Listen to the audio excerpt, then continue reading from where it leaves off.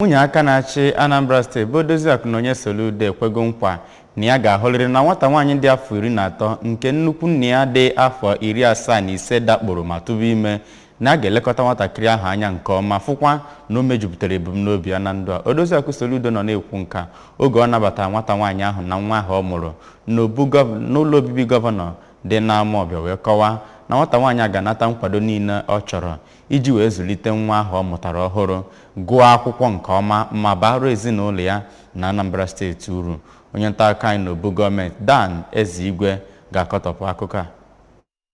Obere nwatakịrị Esther nke gbara afọ 13 bụ onye nọ na klaasị nke ise na ogo praịma ma bụrụ onye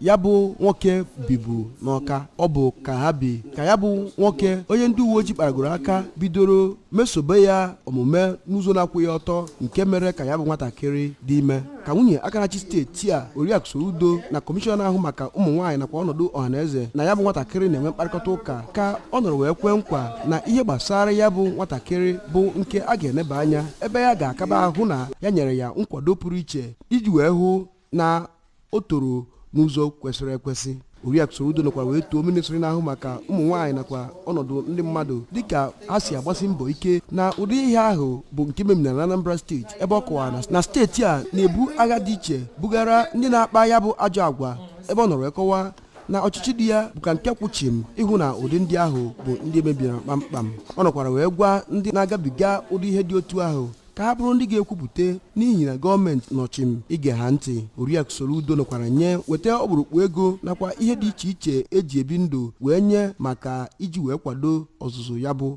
nwatakịrị onye ga-ebido akwụkwọ na mmepe akwụkwọ nke Jenụwarị. Site na Ọka, abụ m Daniel Ezigwe.